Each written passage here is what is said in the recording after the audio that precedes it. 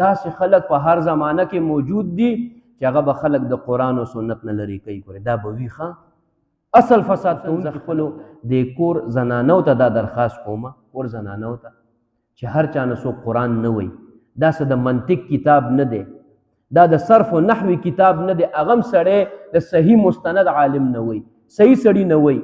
او یو سړی چې دی نو د داسې سړي تایید کوي او د داسې سړي په سر باندې ودرېږي او ته د هغې نه قرآن تفسیر وې، سبا د نه چا تپوس وکړو قرآن د چا نه ویلې، ته به وایې فلاني نه مې ویلې. تو لعنت د هغې بیانونه موجود دي. د معراج د واقعې نه انکار کړی، وایي معراج دا وایي ځان نه جوړه شوې خبره ده.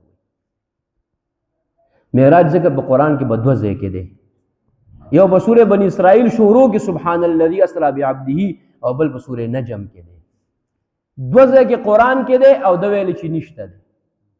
او دغه رنګ وایي بخاري، مسلم، ترمذي، ابن ماجه څومره د حدیثونو کتابونه دي دا ټول د شیعګانو دي.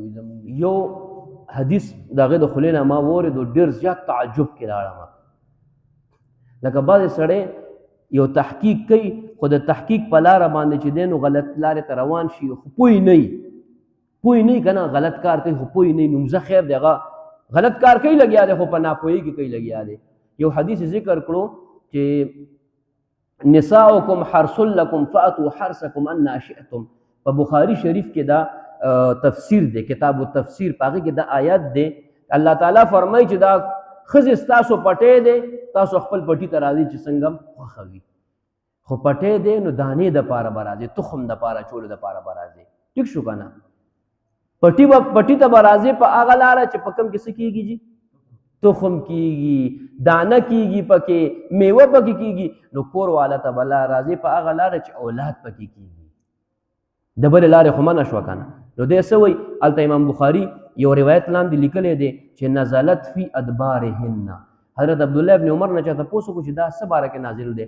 نو نزلت فی ادبار دبر شا طرف ته وایي. نو عبدالله ابن عمر ته فرمایل چې دا شا طرف ته هغې ته نازل دی.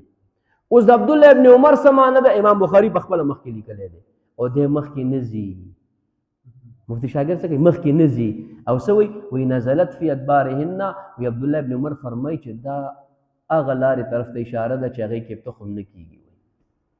په امام بخاري باندې څومره دروغ او په عبدالله ابن عمر باندې څومره دروغ. او مخکې لیکلي دي بخاري شریف هم دقه باب دی همدغه آیات دی مخکې لیکلي دي چې یهودیانو به ویلې چې طرف شاته وي او ځای د تخم جایز والا ځای وي، طرف شاته وي، نو چې بچی پیدا کېږي نو کوک سترګې وي. دا به یهودیانو ویلې.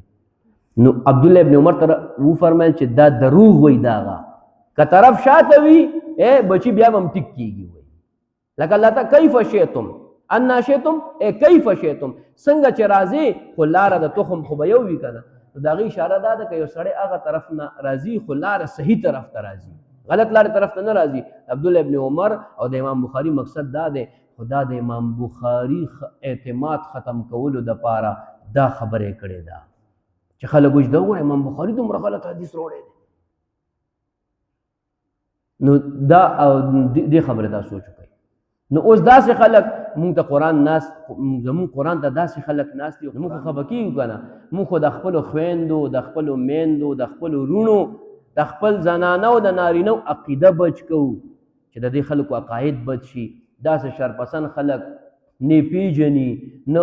څونه خلک راغلي دي لس کاله امامت یې کړی دی او تلي دي یهودیان. فرمایي ولا تعصوا فی الارض مفسدین، او مگر ځئ په ځمکه کې فساد کوونکي. غټ فساد دا دی چې د خلکو عقیده خراب شي، غټ فساد دا دی.